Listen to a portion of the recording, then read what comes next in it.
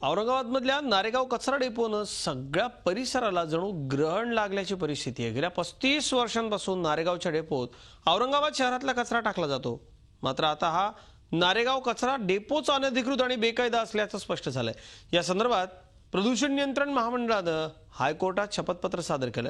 यातनं अनेक गंभीर बाबी समोर आल्या। पाहूयात या संदर्भामधला एक स्पेशल रिपोर्ट।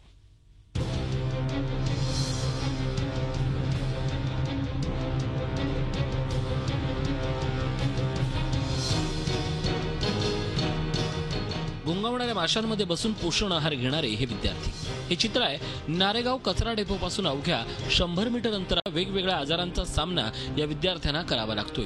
ही फक्त या विद्यार्थ्यांची अवस्था नाही, तर नारेगाव परिसरातल्या सर्वच नागरिकांची अवस्था आहे। या ठिकाणचा कचरा डेपो जणू या नागरिकांच्या जीवावर उठलाय। मात्र महापालिकेला याचं काहीच सोयर सुतक नाहीये। अखेर या ठिकाणी राहणाऱ्या एका नागरिकानं न्याय मिळवण्यासाठी थेट हायकोर्टात धाव घेतली।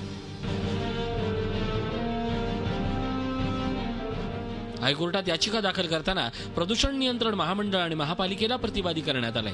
त्यात प्रदूषण नियंत्रण महामंडळाच्या एका शपथपत्रानं महापालिकेची बनवाबनवी उघड झाली। हा कचरा डेपो पूर्णपणे बेकायदेशीर असल्याचा अहवाल प्रदूषण नियंत्रण महामंडळानं हायकोर्टात दिलाय। त्या ठिकाणी कुठलेही नॉर्म्स न पाळता त्या कचऱ्याची विल्हेवाट केली जाते। त्या ठिकाणी अनेक ठिकाणी जाळ लागलेला आढळून आला। त्यातून मोठ्या प्रमाणावर आरोग्यास घातक असा धूर त्या ठिकाणी निघतोय।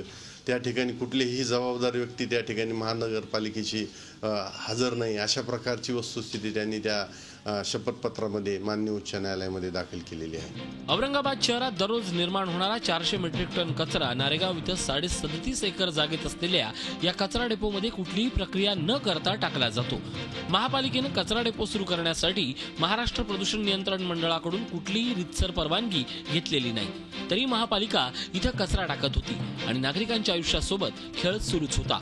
दिवसभर कचऱ्याच्या गाड्या येत्या आणि ते जागीच देते टाकून, पुढं काही नेत नाही, जागेवर टाकते। सारी गड्डी तुम्ही सारी दुर्गंधी, म्हणजे इथं 24 तास म्हणजे 12 महिने दुर्गंधीच चालू इथं। माशाचं प्रमाण जास्त आहे, मासे जास्त येतात। विद्यार्थ्यांना जी खिचडी दिली जाते त्या खिचडीवर तर मासे बसतात आणि बरीच मुलं आजारी पडतात। या प्रकरणानंतर आता महापालिकेचं धावं दणाणलंय। पुढच्या सुनावणीत महापालिकेला हायकोर्टात उत्तर द्यावंच लागणार आहे। तर दुसरीकडे पदाधिकारी मात्र आता लवकरच कचरा डेपो हलवणार असं म्हणतायत।